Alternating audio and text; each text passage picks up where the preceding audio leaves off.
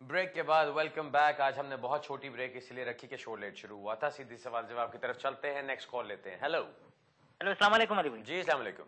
अली भाई बहुत thank you so much, आप अपॉर्चुनिटी दे रहे हैं हम लोग को बात करने के लिए, thank you so much sir. Most welcome, please जी। बोलिए। मेरा सवाल ये था कि ना मैं ये कंट्री में 10 ईयर से हूँ, अभी टीयर 1 जनरल पे हूँ और रिसेंटली मेरी मैरिज हुई थी, पर कोई अनफॉर्चुनेटली जो है ना वाइफ मेरे साथ ही थी, पर वो डिवोर्स हो गया कुछ प्रॉब्लम्स की वजह से ना। तो मेरी डिपेंडेंट थी वो टीयर 1 जनरल पे। तो और इसी दरमियान ना I was served by injunction under for an occupation order by the court. तो अब मुझे ना इंडेफिनेट के लिए अप्लाई करना है, तो मुझे ये डिक्लेयर करना है, पहली चीज ये। और दूसरी बात ये कि इसका इफेक्ट क्या होगा मेरी एप्लीकेशन पे इंडेफिनेट के लिए। और ऑल्सो ये भी बता देना कि मैं बीच में ना 5 मंथ्स 1 गो में अवे था यूके से, तो ये बता देना मैं एलिजिबल हूँ क्या, क्योंकि मैं I came back on the same visa. अच्छा, थैंक यू सो मच जी, थैंक यू। सर मुझे सिर्फ इतना बता दें, ये जो 5 मंथ्स आप अवे थे, व्हेन वाज दैट? 2004 में था वो। 2004 में I was back in UK in the same year. 5 months 1 गो में अवे था कुछ प्रॉब्लम्स की वजह से। ओके, चलें ठीक है, वीजा पे था मैं जब। ओके ठीक है जी। थैंक यू जी। ये जो आपकी बात है, but 5 months being away in 2004, उस वक्त रूल्स भी डिफरेंट थे, उस वक्त सारी बातें डिफरेंट थी, और प्लस आप उस वक्त स्टूडेंट वीजा पे थे।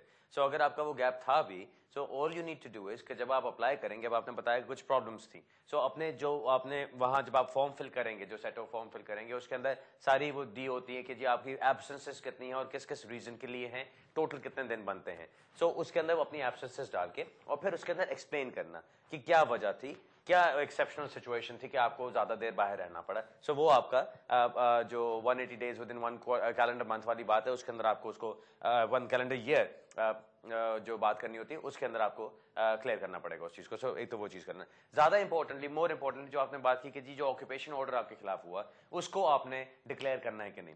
देखिए, मैं हमेशा I am all for it कि अगर कोई इन्फॉर्मेशन पे आपको डाउट हो तो उसको हमेशा जरूर डिक्लेयर करें। ऑक्यूपेशन ऑर्डर आपको डिक्लेयर करने की जरूरत नहीं होनी चाहिए, because it's not a criminal conviction. अगर आपकी कोई क्रिमिनल कन्विक्शन होती है, अगर वो कोर्ट की तरफ से होती है, तो वो आपको जरूर डिक्लेयर करना होता है।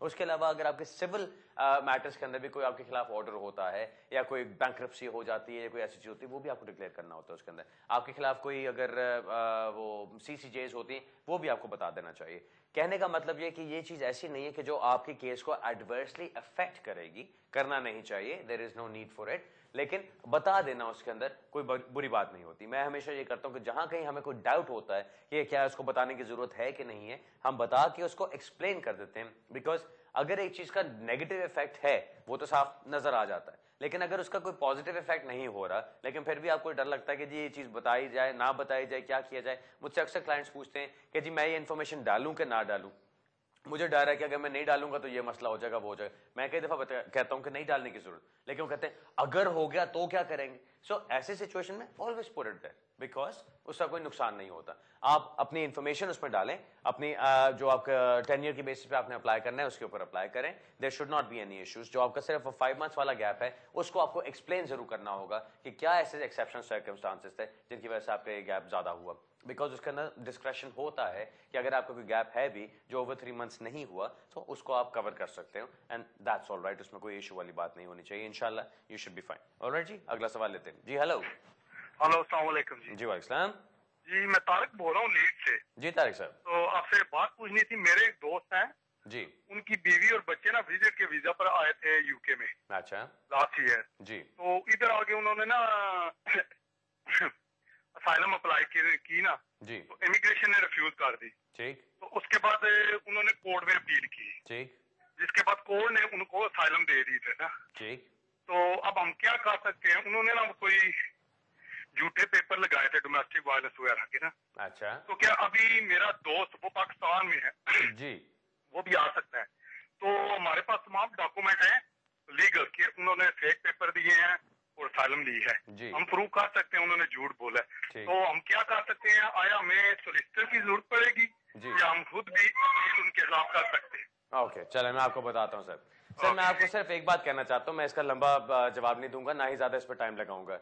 मेरा जो काम है और जो मैं काम करता हूं उसके अंदर मैं पॉजिटिव चीजों की तरफ जाता हूं। पॉजिटिव का मतलब ये कि कोई अगर प्रॉब्लम में हो तो उसको उस प्रॉब्लम से निकालने की कोशिश करते हैं, किसी को प्रॉब्लम में डालना मेरा काम नहीं है। ये जो आपकी बात है कि जी उन्होंने कुछ किया, उन्होंने फेक डॉक्यूमेंट इस्तेमाल किए, जो कुछ उन्होंने किया वो उनका कॉल फेल बनता है, उसके साथ मेरा कोई ताल्लुक नहीं होना चाहिए और ना ही किसी सोलिसिटर को उसको डील करना चाहिए। हमारी जो सोलिसिटर्स की रेगुलेशंस होती हैं और जो हमारे अंदर जो हमें इंफॉर्मेशन होती है या जिस इंफॉर्मेशन के ऊपर हमने काम करना होता है उसके ऊपर हम ये चीजें नहीं करते कि किसी का स्टेटस खत्म करवाया जाए। अगर ये आप शिकायत लगाना चाहते हैं, ये आपकी अपनी मर्जी है, ये आपकी अपनी कॉमन सेंस होगी कि आप किस तरह से उसको करना चाहते हैं। आई एम सॉरी, मैं उसमें आपको हेल्प नहीं करूंगा। ऑलराइट जी, अगला सवाल लेते हैं। हेलो, अस्सलाम वालेकुम। जी वालेकुम सलाम। अली सर, ये मेरे हस्बैंड ने लॉन्ग रेजिडेंसी के लिए एप्लीकेशन डाली थी और ऑलरेडी उनकी लेगेसी में भी एप्लीकेशन है जी। तो अभी ना मैं 1 वीक पहले हमारे लॉयर को लेटर मिला होम ऑफिस की तरफ से। उन्होंने कहा है कि उन्हें एक डॉक्यूमेंट्स रिक्वायर है, एक knowledge of life in UK certificate, ठीक, जो उन्हें विदिन 28 डेज में हमें भेजना पड़ेगा। तो मैं पूछना चाहती थी कि ये कुछ अच्छा साइन है तो उन्होंने ये लेटर भेजा है। अच्छा जी, देखिए जी, ये साइन होने की बात नहीं है, ये तो एक रिक्वायरमेंट है। जब आपने लॉन्ग रेजिडेंस की एप्लीकेशन की है तो लॉन्ग रेजिडेंस की एप्लीकेशन आपकी सेटो की एप्लीकेशन होती है, जिसके अंदर आपने कहा कि जी इनको 14 साल हो गए हैं या इनको 10 साल हो गए हैं। और जब आप सेटलमेंट की कोई भी एप्लीकेशन करेंगे उसके साथ आपका life in the UK test होना जरूरी है। जब आपके केस पे कोई केस वर्कर काम करेगा और उसने देखना है कि क्या इस केस की सारे रिक्वायरमेंट्स पूरी हैं, तो अगर उसमें life in the UK test नहीं तो वो आपको लेटर लिखेंगे और कहेंगे कि जी life in the UK test लगाओ। इसका मतलब हरगिज ये नहीं है कि उन्होंने केस आपका अप्रूव कर दिया है और सिर्फ कह रहे हैं कि जी ये टेस्ट दे दो तो हम आपको थ्रू कर देंगे। इसका मतलब सिर्फ ये कि वो अपने डॉक्यूमेंट्स पूरे कर रहे हैं।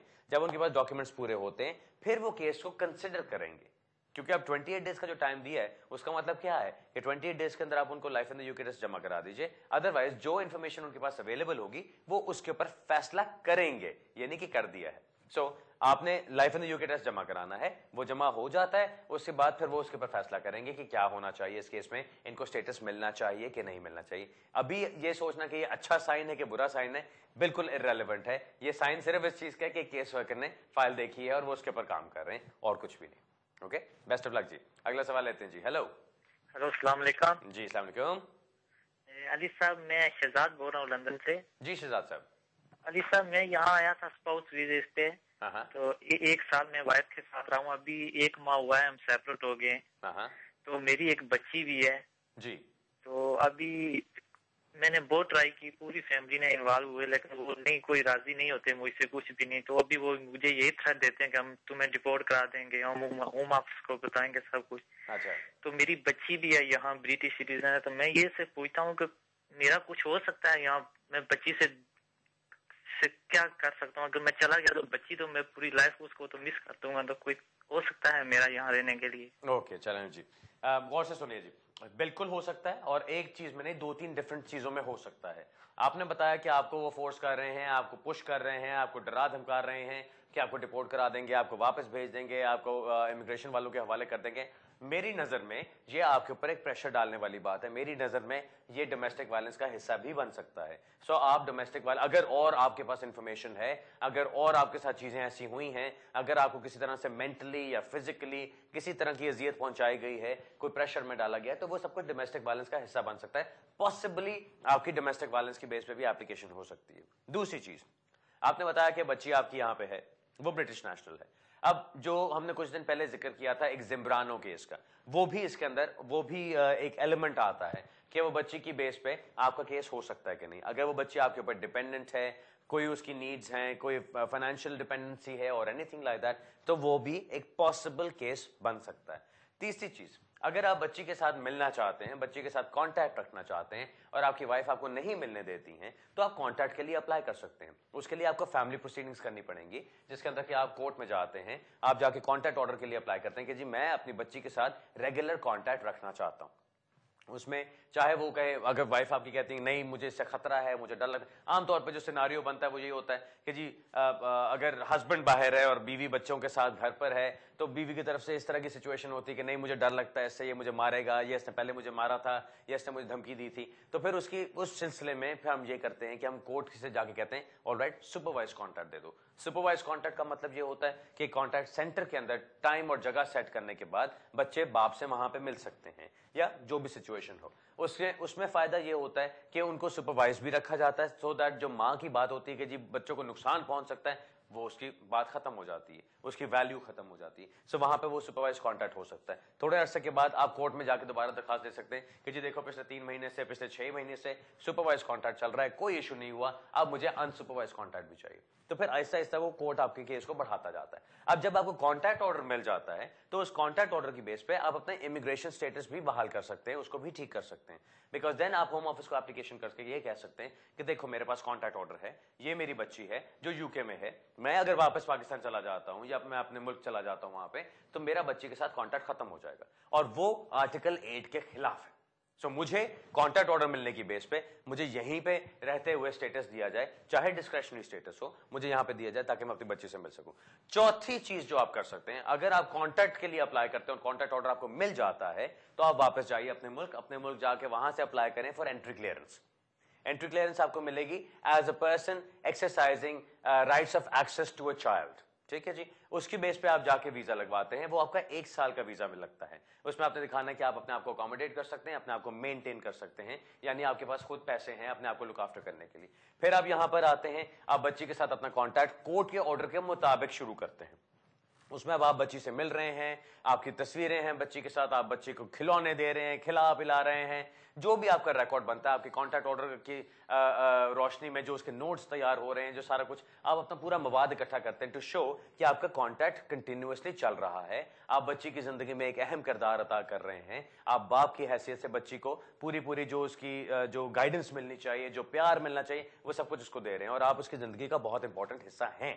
अगर ये चीज आपने प्रूव कर दी तो 1 साल के बाद आप इंडेफिनिट लीव के लिए अप्लाई कर सकते हैं, जो कि एक बहुत तेज रूट भी है इंडेफिनिट लीव की तरफ जाने के लिए और एक फेयर रूट भी है कि अगर आपकी बच्ची यहां पर है और आपका कॉन्टैक्ट कंसिस्टेंटली चल रहा है उसके साथ और आप अपने आप को अकोमोडेट और मेंटेन कर सकते हैं, तो क्यों नहीं होना चाहिए। सो इसलिए एक चीज नहीं, 4 डिफरेंट ऑप्शंस मैंने अभी आपको बताए हैं। ऑब्वियसली जब सिचुएशन सामने होती है, जब क्लियर बात पता चलती है, तो उसके मुताबिक बहुत सारे ऑप्शंस बन जाते हैं या कम हो जाते हैं। आपको जो मैंने चीजें सिर्फ इसलिए बताई कि बाकी सुनने वालों को भी फायदा हो जाएगा, क्योंकि इसमें कुछ फैमिली लॉ का भी जिक्र आया है। फैमिली लॉ के केसेस ऐसे होते हैं कि लोग अक्सर उनसे आगाह नहीं होते, उनको पता नहीं होता कि उनके राइट्स क्या हैं, वो क्या क्या कर सकते हैं। हम लोग इन केसेस को दोनों को मिला के भी साथ चला सकते हैं। तो फैमिली लॉ के और इमिग्रेशन लॉ के जो भी सारे केसेस होते हैं वो इकट्ठे हैंडल किए जा सकते हैं, जो हम करते हैं। ऑलराइट, सो अगर ऐसी कोई बात हो तो आप उसके बारे में भी जरूर बात कर सकते हैं और पूछ सकते हैं।